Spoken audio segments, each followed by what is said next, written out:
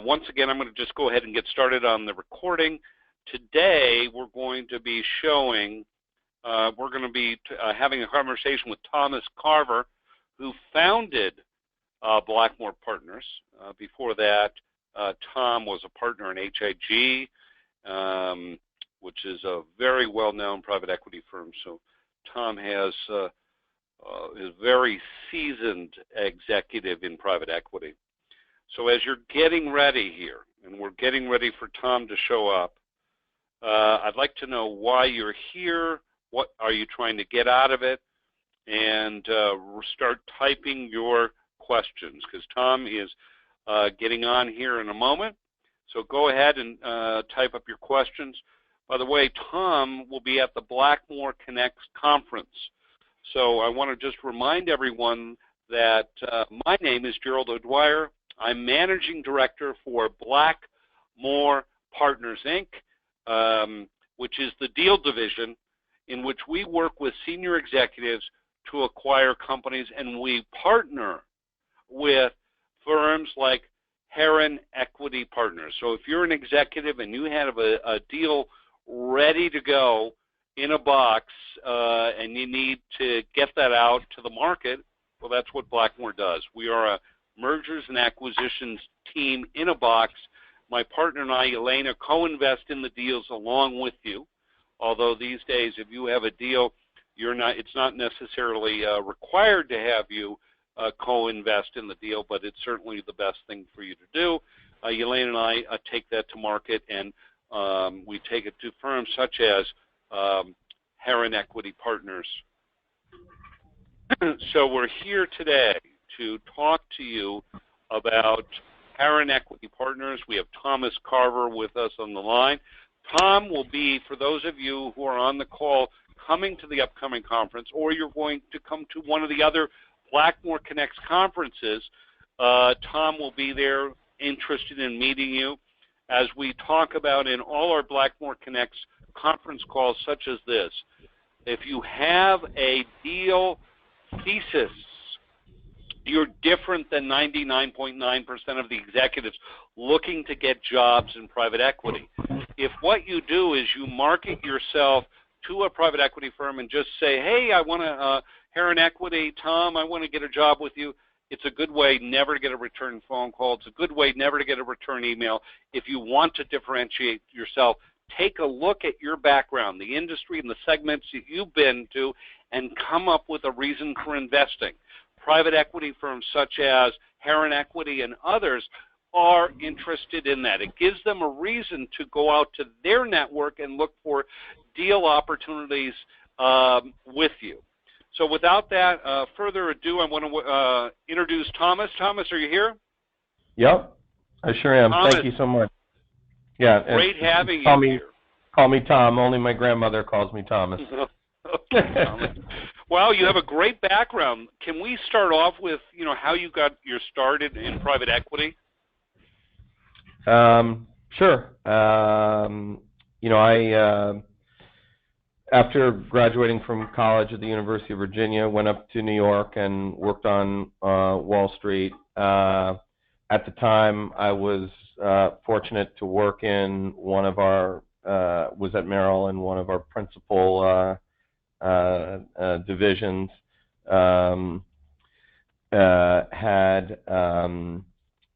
Knew that I wanted to get into private equity, had done some mergers and acquisitions work, but at the time you really needed an MBA. So I went back to business school, and post-business school started interviewing. Got a couple of offers, but ended up going actually with what at the time was a startup, amazingly enough, called HIG Capital, which HIG is now a $13 billion PE fund with a variety of different products, but was there for about 10 years, was a partner there. One of the original members was there the day we opened the door, and it was an interesting place to start in that there were a few folks with investment banking backgrounds such as myself, but importantly, there were a number of folks with operating or consulting backgrounds, primarily from Bain Capital and Bain Consulting. So So it was kind of an interesting place to cut my teeth and really learn a lot about the operating side of the business, which I've kind of come to appreciate is really the far more important side of the business than the actual finance and accounting side of things. Great.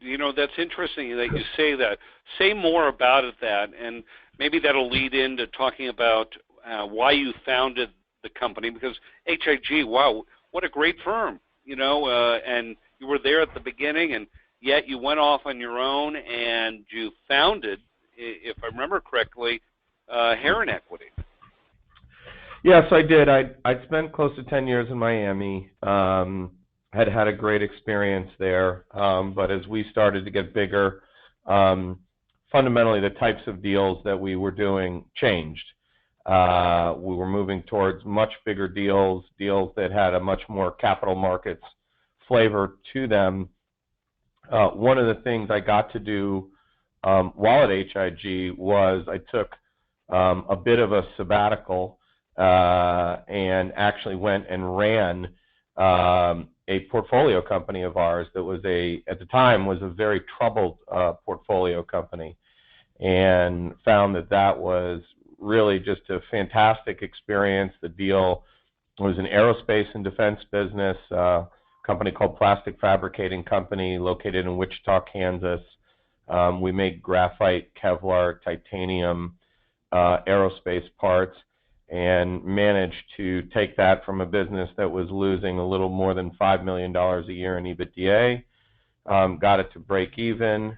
We subsequently hired a replacement CEO for myself, and they continued to grow that and ended up being a very successful deal for us for quite some time. From a cash-on-cash perspective, was the most successful deal that HIG had ever done. We ended up making 42 times our money in that situation, but again, helped me to appreciate how critical the execution and operational side of things were. And so really in founding Harren, getting back to working with a bit smaller companies where we could really go in and make a difference operationally, many times trying to bring a business from kind of a mom and poppy culture into a bit more institutionally managed type of business. And you see the resumes of all of the professionals coming into your conference at the Blackmore conference this week, and you look at the backgrounds of those individuals, and they've all had fantastic experiences managing larger organizations and doing many of the same types of things that we try and do at our portfolio companies, of taking something that may be a bit more mom and pop-ish and turning it into something that's far more institutionally managed. So let's talk about mom and pop. Does mom and pop mean a $5 million revenue, $10 million, or I think for you it's $5 million EBITDA, but I don't consider that a mom and pop. Let's talk about what you mean by your investment criteria. Yeah, so first and foremost, we're a generalist. That being said, we have a variety of verticals that we've had, some more exposure to. So certainly aerospace and defense, specialty distribution, industrial manufacturing. We've done a number of consumer products deals, and we include kind of the restaurant space in there. Done a variety of healthcare deals. We have a partner who focuses exclusively on healthcare. We've done a number of oil and gas and other energy service businesses, some B2B service businesses, and some logistics. Typically, we're operating out of our third fund, which, including the partner's commitment, is a $300 million vehicle. So that does dictate that in terms of a platform, we do need to put a certain amount of money to work at any given time, and that's where the $5 million minimum EBITDA comes from. But we've done deals from a platform standpoint, probably as small as 3.5 or 4, but we know there's really a great growth trajectory, or there's some identified add-on acquisitions, all the way up to, we're working on a deal right now that's $27 million in EBITDA. But once we have that platform, what we we'll do add-ons of any size. So we've closed a variety of add-on acquisitions this year. We actually just closed one last Friday that was about $6 million in EBITDA for an add-on, but we closed one earlier in the year that was $500,000. So once you have that platform, the deals that come after that are the size isn't as critical. Okay. So I want to remind those of you on the call, please, we'd like questions. We'd like to make this interactive. I'd like to have your input. So what questions do you have about getting into private equity, getting the attention of private equity? Tom, I like to tell you, heard my opening, I say that if you want to get the attention of private equity, and don't send your resume.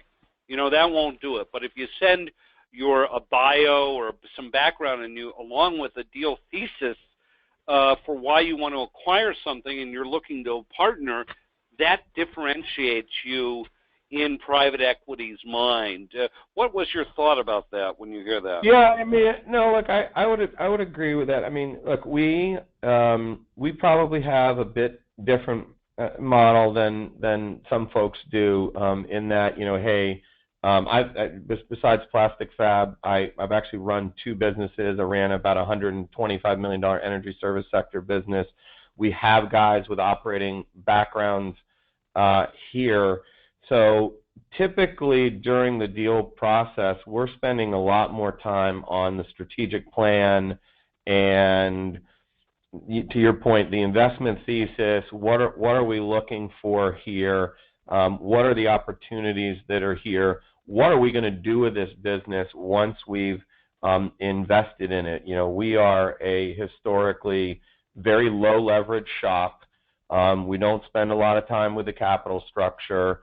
Most, of our deals are straight, senior debt and common stock. We don't own different stock than our executives. Let's take a moment on that. There's a lot of different deal structures, and I think that's an important differentiator about your firm. What do some private equity firms do with the stock, with the executives versus and what's the value of that? Let's differentiate that. Well, I think a lot of firms these days use either a kind of A class, B class structure or a preferred common structure where the PE fund will invest in the preferred and the management invests in the common. And the thought behind that is, under certain scenarios, they're protecting themselves or something like that. I think we kind of like to be able to go to a board meeting and look across the table from our executives, and I can say, hey, I own personally, my family owns, and my kids' trusts own the exact same stock that you own, and it's a true partnership. It's not the range of outcomes where having that tiered structure makes a difference is, in my mind, far outweighed by the disincentive, the kind of, we like to have alignment of incentives, and we just feel like that's much more important than somehow protecting our investment under what ultimately is a very narrow range of outcomes. And so a lot of times we have a specific program tailored to work with executives. It's called our HX2P program, which is our Harren Executive Partnership Program, hence the HX2P. And a lot of times, on the website? Is it on the website that I can find it? It's funny that you say that. I looked for it on the website before we got on the call, and it doesn't look like it is. But basically, we have a We have a program where we work with executives in certain spaces. So we closed a deal earlier this year called Shrimp Basket. It's a restaurant deal. We worked with an executive in the restaurant space who had a very successful career there to identify potential targets for him. And this was, he didn't necessarily want to be CEO. He could be in certain situations, but maybe it's a board seat or whatever have you. And this is where, again, I think one of our points of differentiation is kind of deal flow and how do you find these things. We are not typically just going through a big investment banking process and when we just meet the larger investment banks that are out there. We've got a database with, I think, now close to 11,000 names in it that has everything from business brokers to lawyers and accountants, commercial real estate agents, which oddly enough is where we got this restaurant deal. And it's a 28-store restaurant chain with $8 million in EBITDA that was being sold by a commercial real estate agent. We've gotten deals through guys that are Northern Trust or Goldman Sachs high net worth brokerages. You got to have $10 million to open up a Goldman Sachs account. Well, who are folks that have $10 million? Typically, they're business owners. And so, we've gone out and networked with those folks to say, hey, if you have somebody who wants to do something with their business. I got a call 6 months ago or so from a guy down in Atlanta, had a client in Alabama, and they took it to the Goldman guys in New York, and the Goldman guys in New York said, well, that's way too small, but he wanted to make sure that he was doing a good job for his client and make sure that if he did sell or recap, that money stayed within his Goldman account. And so, we got to sit down with a 70-year-old owner who was thinking about selling his business for the first time. So, I think it's, to your point, an executive who's coming with a thesis, hey, this restaurant executive had some very specific things that he was looking for in terms of the restaurant space. And so, we probably looked at, I bet 100 deals before we got to this one. And this one kind of checked all the criteria, and the stars aligned, and the price was right, and the structure was right, and so we ended up consummating this deal with this guy Tim Petrillo, that we've been working with. You did Petrillo's? You just did the one in Chicago here? You did that one? No. No, the individual with whom we worked is a guy named Tim Petrillo. The company that we bought is a company called Shrimp Basket. Shrimp Basket, right? You referred to that again. So what Tom is talking about here, executives on this call, is there are different scenarios in which private equity can work with you once you have an angle. An angle differentiates you. An angle is your calling card to private equity. There are execs, and this is what you're probably, if you looked at the people coming to the conference coming up this Wednesday downtown at the University Club from noon to 8 p.m. That's the BlackmoreConnects conferences on October 12th and the other one October 29th. You're going to be meeting executives who are looking at a thesis and they want to acquire a company in a specific interest. They're with a company already and they're trying to do a buyout, so they're looking for partners, or they're searching for funding and because they have an idea in mind and they want to go to the owners and say, I'm already partnering with this private equity, or they have smaller targets and they're looking for bigger targets. If you, executives listening to this call, if you have any one of those kind of scenarios, the conference are a great place for you to meet private equity firms like Harren Equity. And Tom, why do you go to conferences to meet people? I mean, I find it's a big part of, like to go to meet other PE firms with the ACG, AMAA across the country. But why do conferences like this make a difference for you? We find they make a tremendous difference. A lot of folks are very kind of opportunistic, and, they really just take deals in from the big investment banks, and those deals are generally shopped to 300 of their favorite PE funds. That's kind of a very tough way to make a living, because you're really only competing on one metric and one metric only, and that's price. And if you look at most deals that are sold in the U.S. are not necessarily sold through an investment bank. Most deals are privately transacted, and they're privately transacted. A, you've got a higher likelihood that you're going to get that deal, but B, for instance, in the restaurant space, we went in with a specific agenda and a specific objective, so we could kind of, while we have all these contacts, we can go out to all of our contacts and say, hey, look, we're looking for this very particular thing, and we're doing it in conjunction, with an executive. That executive has this resume. These business owners are getting a lot of phone calls every day, every week, every year from interested parties. And to really get them to pick up the phone, you need to have some angle or something else that will make your phone call stand out. So at these conferences, again, we get to we can either be going in with a thesis already in mind, or a broader thesis of some things that we're looking for. And at any given time, we probably have a dozen or so broad theses with executives that we are working on. Sometimes these executives come with a deal, and to your point, Gerald, they need capital behind them to get the business owner with whom they're speaking to kind of stand up and take notice.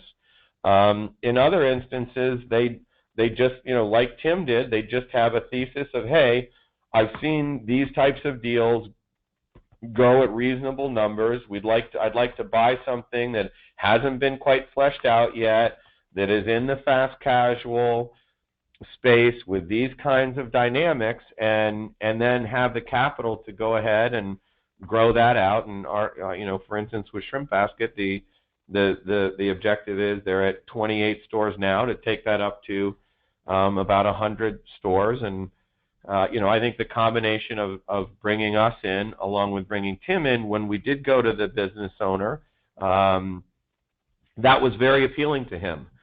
So he got to take some money off the table, but got to keep some money in, and I think was very intrigued by what Tim could bring to the table, having worked at some much bigger chains like a Houston's and within the Darden system and things like that. So we meet these kinds of executives at these conferences, and so sometimes it's a conference like the Blackmore is putting on. And sometimes it'll just be, hey, we're going to a trade show in a certain space, again, to go out and meet companies and meet executives because we know that we're interested in that space. It's really great. So I want to remind the executives listening in here that the Blackmore conferences are a whole process to help you network and differentiate yourself with private equity firms. We find that these kind of conversations lead to all sorts of opportunities. Private equity firms at any moment in time have many balls in the air, and until you come into their purview, they may not be able to gel that. It could be they're just in the midst of buying a company and they need board members, and you happen to come along at the right time, and they get to know you over a period of time, leading to that. They may be expanding their portfolio to such a point that they need to hire an operating partner or an operating advisor or consulting opportunities. These are the value of the BlackmoreConnects division. And by the way, BlackmoreConnects division is run by Shihan Chow and her director of marketing, Nate Collins. there is, with all the conferences, you get a detailed participating firms, speakers, their criteria, so that you can fully prepare. There's webinars such as the ones that we're doing here, and preparing a deal thesis, monetizing your background into an actionable deal.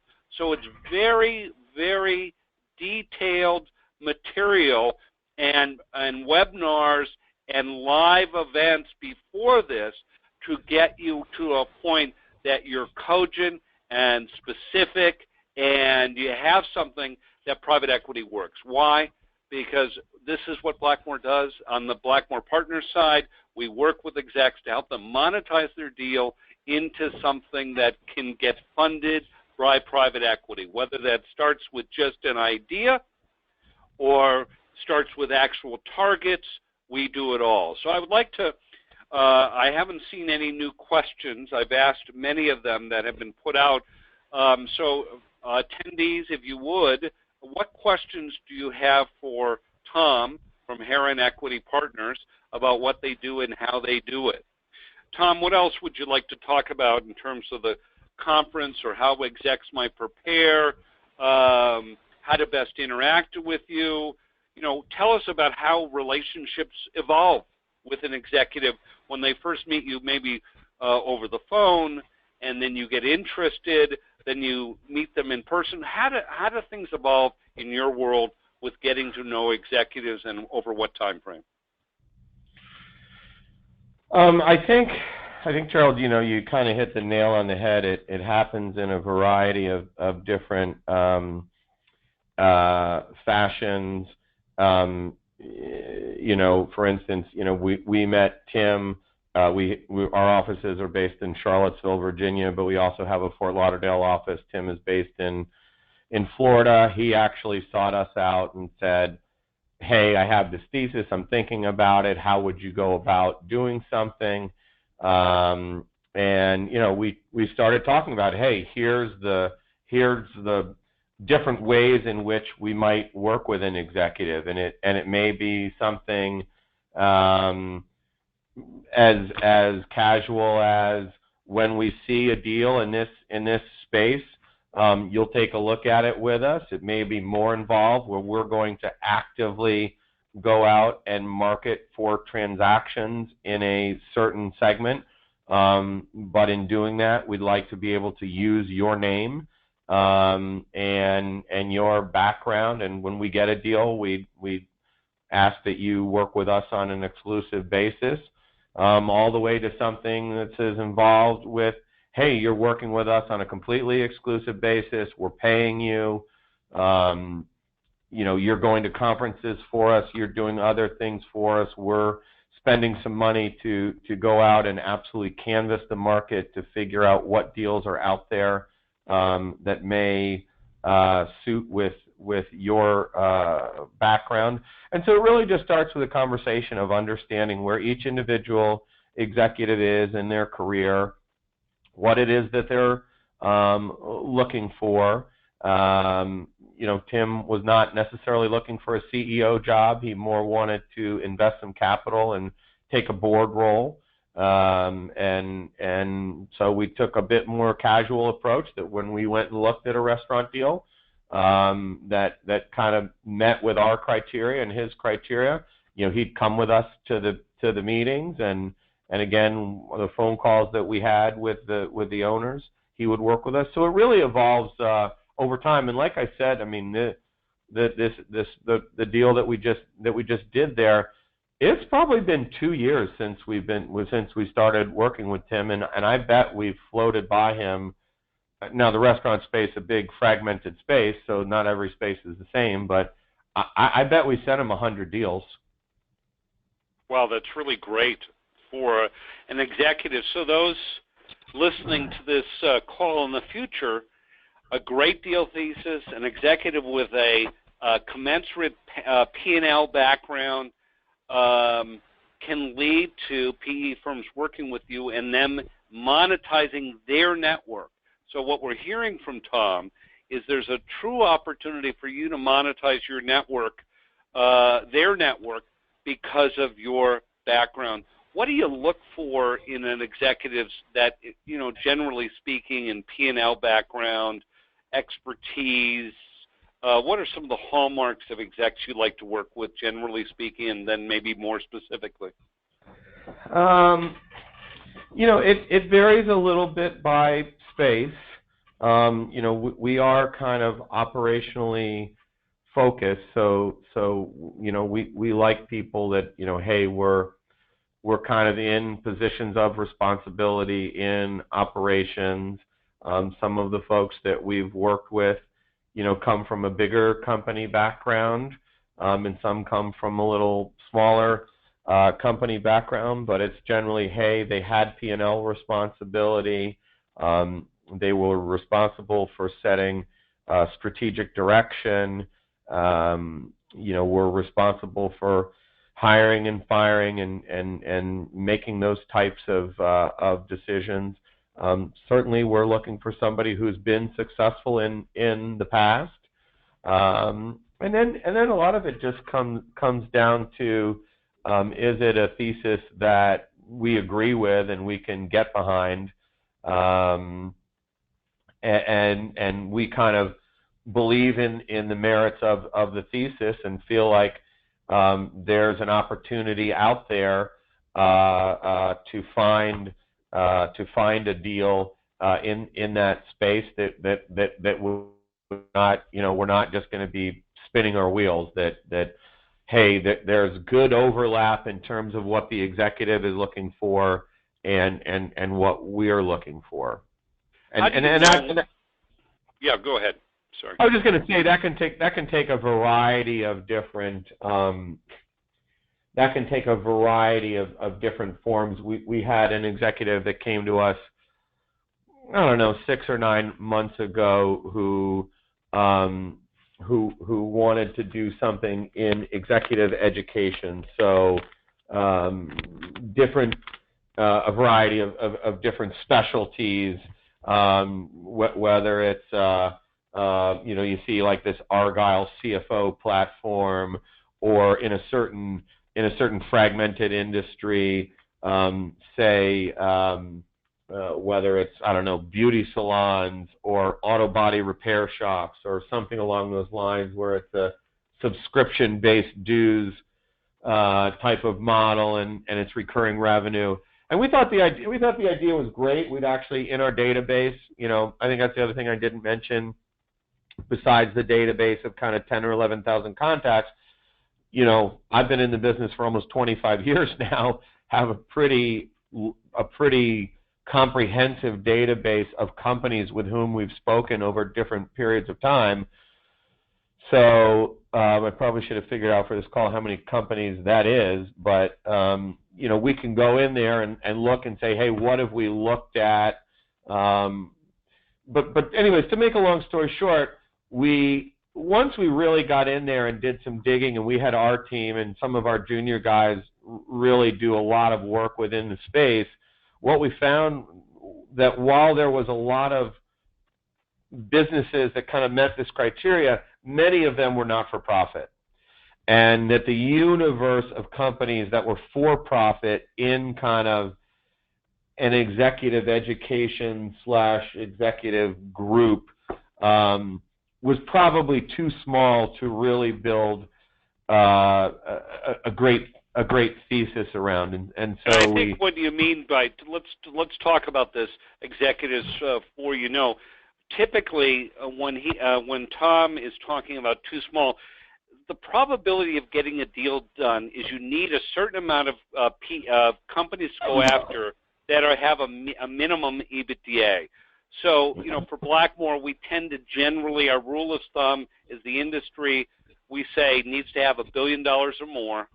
It needs to have enough companies in the 50-plus million revenue, probably 50 to 100 targets that we can go after that are privately held. If not, the likelihood of a deal getting done versus energy expended is very low. What's your thought about that, Tom, and what would you change? You kind of hit the nail on the head. I mean, our team's first pass on how many businesses there were, sure, they came up with 300 or so, but when you really looked into it, most of those were not for profit, and the ones that were for profit, when we got to the end of it, you were left with only 20 or 30 companies, and we just said, that's probably just not enough companies to make a worthwhile search. And I think you compare that versus, hey, in the restaurant space, we probably looked at 100 to get that one. It is a bit of a numbers game, and we're probably going to expend no less time and energy in an environment where there aren't a lot of targets than we are in an environment that there are a lot of targets. Because what we're typically going to do is we're going to take all of the targets and put together a package that includes something about us, something about the thesis, and something about the executive, and then we're going to follow that up with, we're going to send a FedEx and follow that up with some phone calls. And I mean, it's certainly a little bit more work, but it's not a ton more work to do that with 200 companies versus 20 companies. Absolutely. Yep. And your chances of getting, of consummating a transaction are just substantially higher when you have a larger number of targets you're going after. So one of the questions coming up as a follow-up to that is what do you do if there's not enough targets? My reaction to executives asking, when we discover that ourselves and working with executives like you listening to this call, what we do is go, okay, let's look at adjacencies. What's an adjacent space that still fits your background that you're a match for, and let's go ahead and see if we can expand the potential number of targets. Your thoughts, Tom? Yeah, no, I mean, and that's exactly what we did here, which was to say, okay, what you've described is probably too narrow. Let's take a look at what other things have similar characteristics of the recurring revenue, recession resistant, et cetera, that fits with kind of what you want to do, and how can we modify this to maybe widen our funnel a little bit. You talk about recession. One of the questions is, it seems that we are going into a recession that will likely hit every sector. How does one protect against that? What's the buying strategies or success strategies for fielding targets or going after industry if we're in a potential big downdraft upcoming post-election? Your thoughts? Look, I think that, everything that's bad for somebody is probably good for somebody else. So, you generally don't get things that hit all sectors equally. They affect different sectors differently. This is certainly a fairly unprecedented time that I think a lot of very smart people are having trouble figuring out. But that said, I think this is why our focus on operations and strategy and the like, we feel like is so important. If one thing in a recession you certainly don't want is a lot of leverage, right? So we certainly think about capital structure, but we also think a lot more about, well, if things come down, like for instance, we have a couple of building products businesses. You still feel like in the building products cycle, we haven't gotten anywhere near the home building or even the commercial side that we used to be. But certainly it seems like rates have to go up and some other things. We're more looking at, boy, if we do some add-on acquisitions, how can that protect ourselves from any singular geographic risk, or what kind of synergies can we get out of that to continue to grow our bottom line, even if the top line may be facing some headwinds. That's great. So product diversification or geographic risk diversification.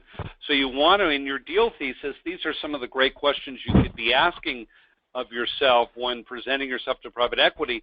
look for the risk. One of the things that, Tom, we ask executives to do as part of their deal thesis presentation is imagine all the things that can go wrong, and then come up with multiple ways of risk mitigation, and make it easier on your private equity partner. If you're a executive presenting your thesis and the private equity firm is bringing up risk that you're not thinking about it, you're going down a rung in terms of their concerns. Are you the right person to work with?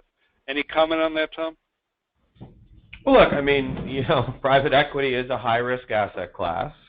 I'd love to sit here and say, we've never had a deal that didn't go bad, but you've been in the business long enough, and I've invested in over 50 companies at this point. You're going to have a few that have some troubles. Fortunately, on average, we've managed to deliver top quartile to top decile type returns to our investors.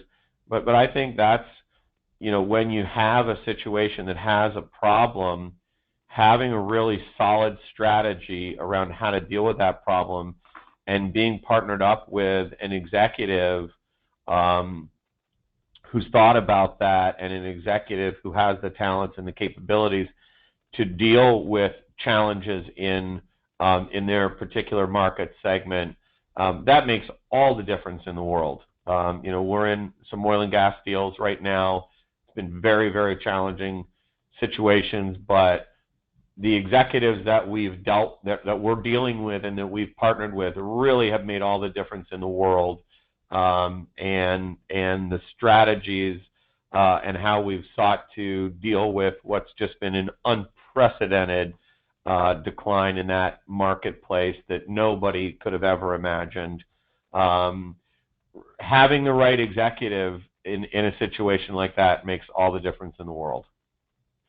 Well, Tom, I want to thank you for your time and attention. I want to thank everyone for your time and attention. The Blackmore October Conference is sold out. Please get yourself into the November 29th and or February 22nd. Don't wait. The conferences are all limited to 30 executives with a range of deal ideas ranging from you got a deal, you want to pick the right private equity firm, or you're looking for private equity firms who have the resources to help and they'll monetize the private equity firm's network. Any one of those type of things, you may be the right private equity firm, may be the right executive to go to the conference.